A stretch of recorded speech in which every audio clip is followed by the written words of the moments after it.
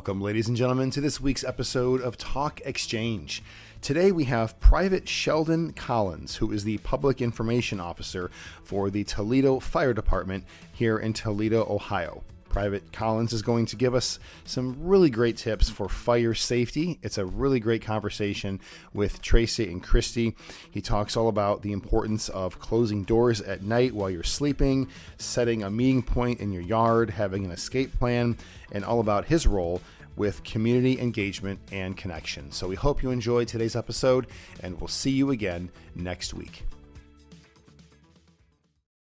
Welcome to Talk Exchange. I'm Tracy Edwards, CEO of the National Exchange Club. And I'm Christy Lindahl, Director of Communications. Well, hello. Hello. I'm excited about today because our guest, who I'm excited about, said that it feels like a game show, which is kind of, I think, exactly what we're going for. I think so. I don't know if that means we're fun or strange. I'm not sure. But I love game shows, so I'm excited about that. Okay. And you know what? Brad and I were talking when I came into the studio. Brad, our producer, is with us, by the way, which you could see him on our last episode, which we recorded at the Toledo Mud Hen Stadium. That was super fun. Super fun. So check that one out. But on the way here, I just love the hustle and bustle of, I just like when things are busy. And so to drive by campus and see all the activity and all the students walking around in the cars, it's super cool. It's fun. It is super cool. I was a little bit like, okay, let's move along. You know?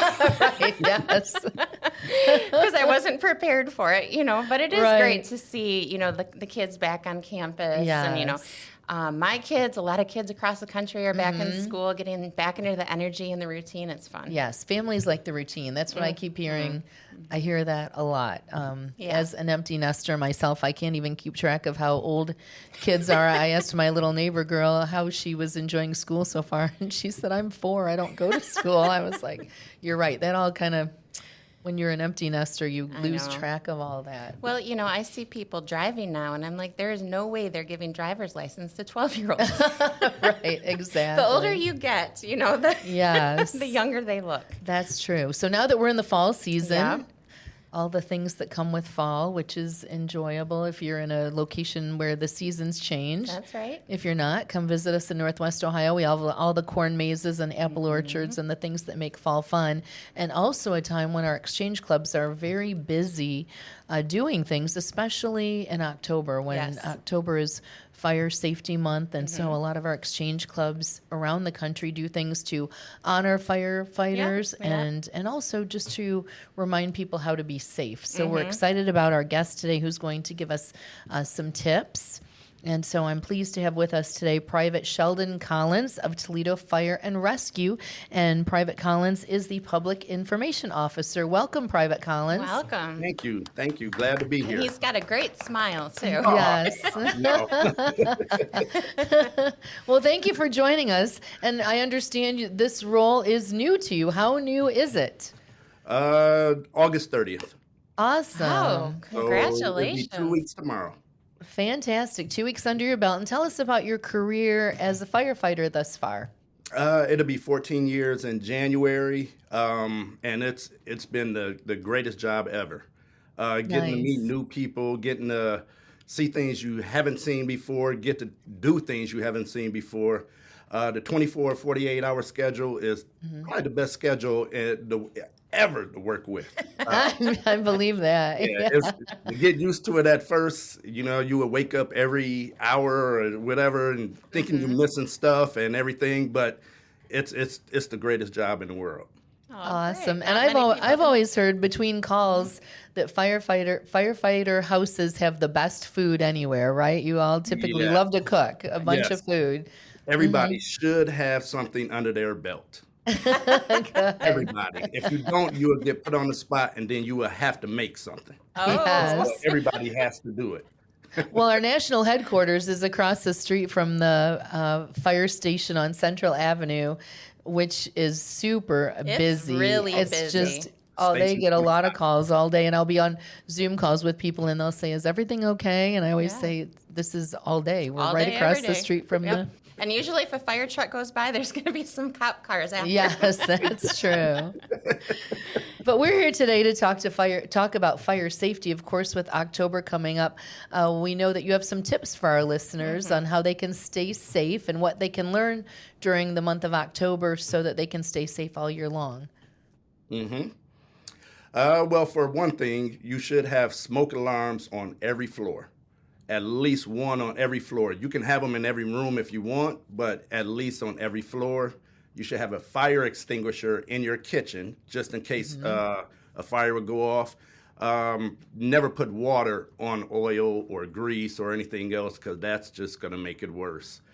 You should also have a carbon monoxide detector, and you should just have everything that's ready, available for you if a fire was to happen. But if you can't put it out from a fire extinguisher, from a small one, get out and call 911. That's what we're here for.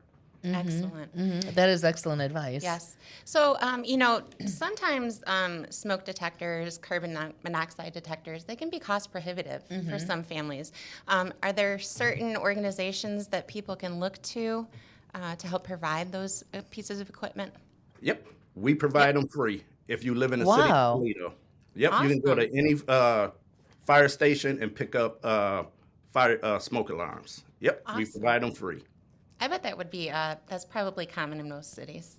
I would think so. I like that they do that, but I also thought, if not, that would be a great project for exchange clubs to take on. Yeah. Excellent idea. Yeah. Okay. Absolutely.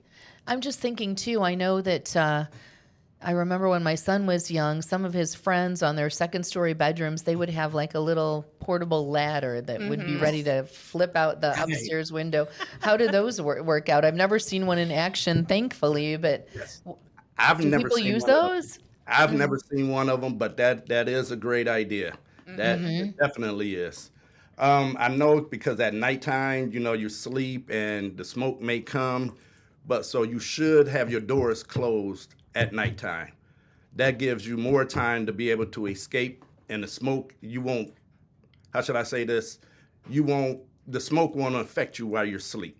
It'll give you enough time to get to a window and let us know when we're coming up, have your hand out or something, or if you can get out, get out. If not, just get in a room, put a towel under the door if you can, and then just wait. So the door should always be closed when you're sleeping. I've heard that before, but I wonder how many families actually do that.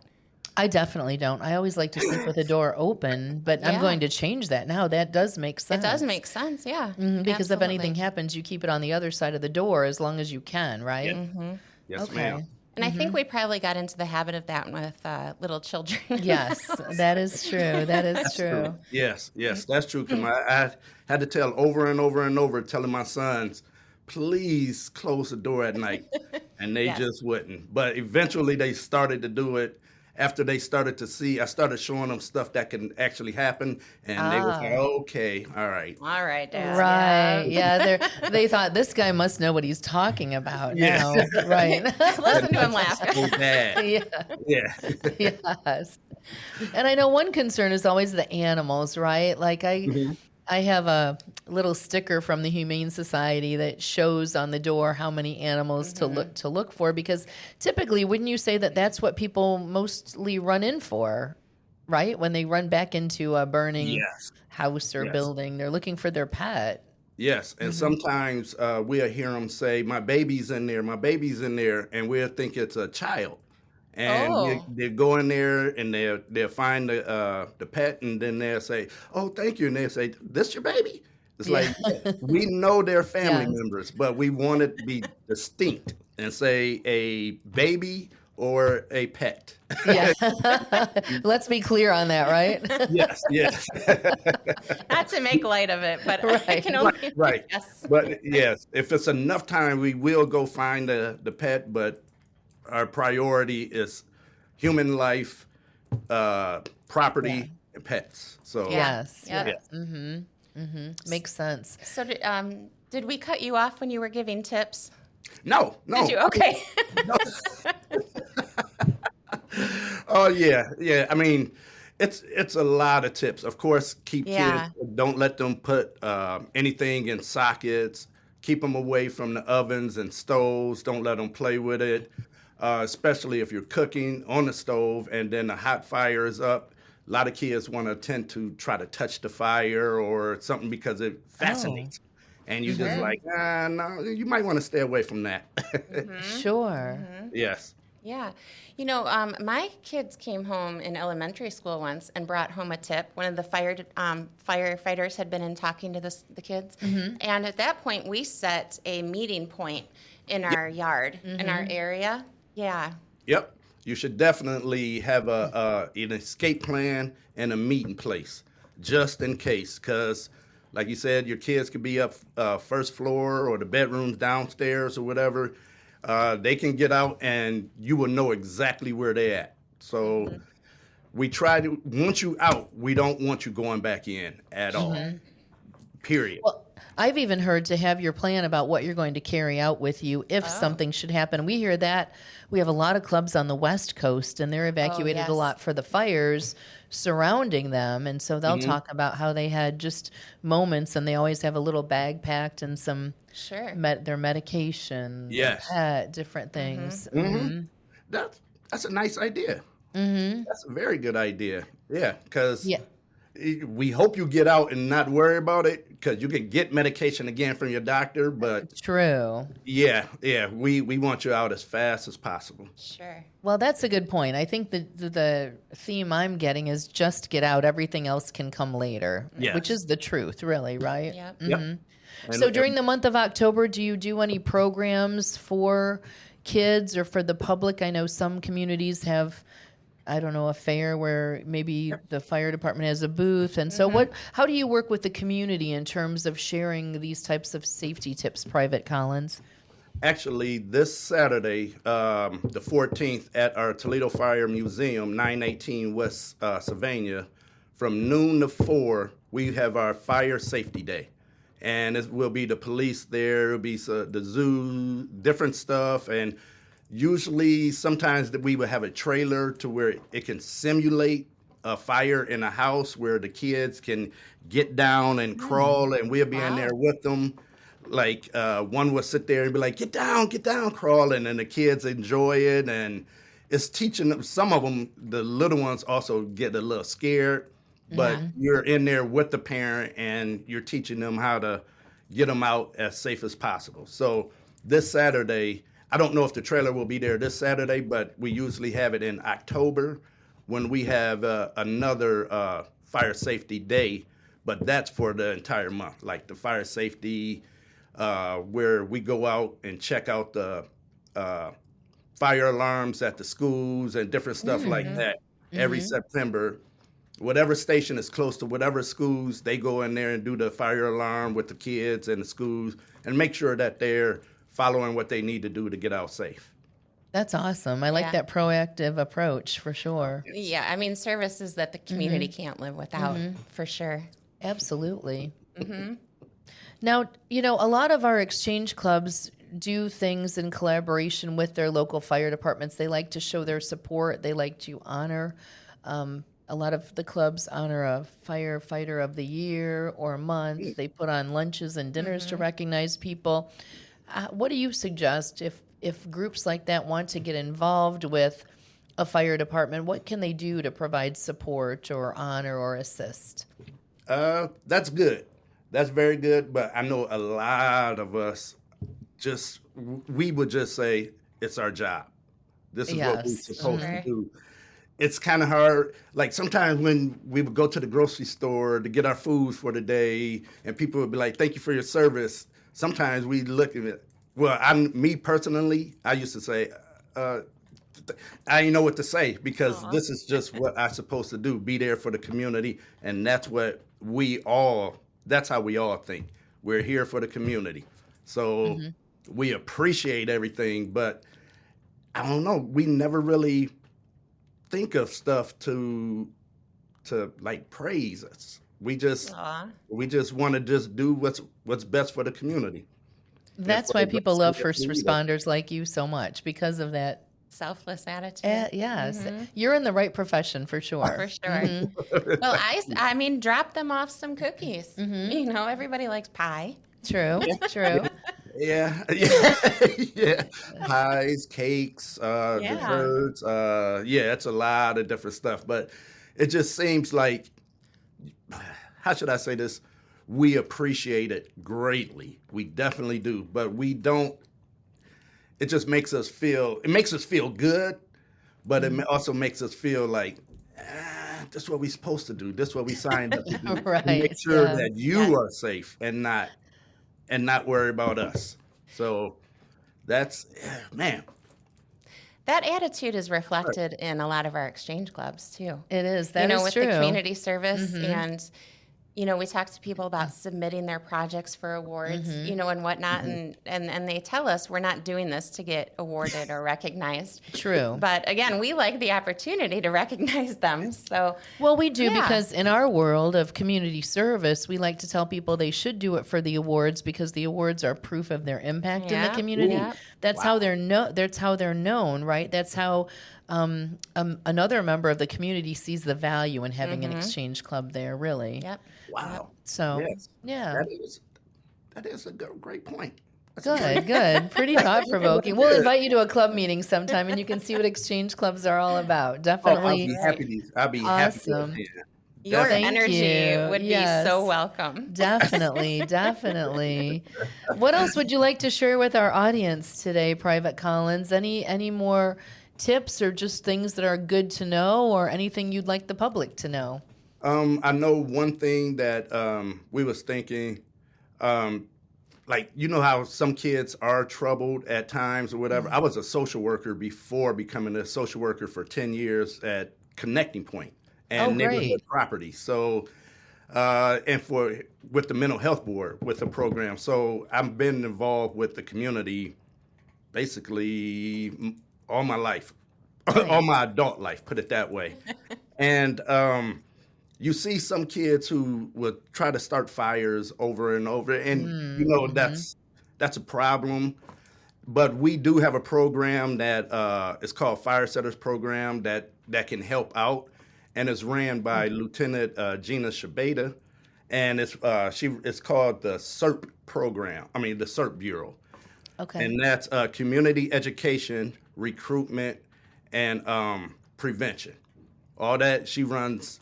All that combined together, and that's help out community kids. They go out to the schools and do a lot of different stuff. We'll bring them to the stations, let them look around and have fun. This summer, we had them there shooting fire hoses and learning how to do different things, putting on the gear, seeing the station, letting them hear the tones go off that we have to hear when we got to go to a fire, and it's calling just like their class who was there. So, I mean, it's a great time. That's awesome. How many kids do you know turn over and go into, say, law enforcement or firefighting after that program? Let's see. I don't know exactly for sure, but we see a lot of them that say, "Oh, I want to be one. I want to be one." And then I would ask their age, and I was like, and some of them be like, "I'm 8." I was like, "You got 10 years left. You can get on at 18." So I got a little more years left, so I'll be here when you get here. So, yeah, I mean, it's just exciting to see all the kids and to see people just in general just love life. That's what I want. I want the community to be able to see us, that we have a heart for the community, not that we just come and just, all right, we did our job and that's it, but we love to do that. I love that. I love the community connection, too. It's so great. Yep. Well, it's been such a joy talking with you, Private Collins. We appreciate you sharing your enthusiasm about your role and these tips with our listeners. So thank you. And congratulations on that new role, by the way. Thank you. We'll stay in touch. I'm very excited to see what you do with this role.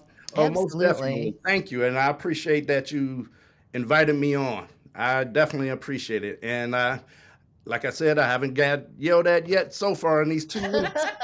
So let's see if I can keep that going. Good. I think that will continue, especially when your colleagues hear this podcast and how well Oh man, I forgot about that. Yes. Yes, I get teased for that game show still. So Yes. yeah, I forgot about that. Can we keep that from the fire stations? Sure. Yes, it's our Yeah, little yeah. secret. We won't tell them at all.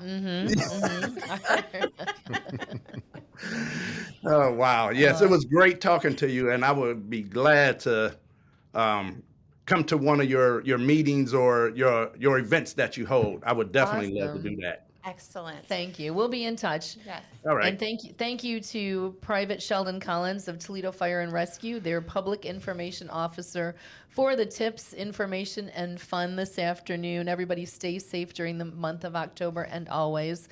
And Yes. thank you for the ways that people in communities, especially exchange clubs, honor and support to their fire departments and their police departments, as the case is. All first responders. And if our listeners would like more information about how to join your local exchange club, please visit nationalexchangeclub.org. And thanks for tuning in to this episode of Talk Exchange. Very good.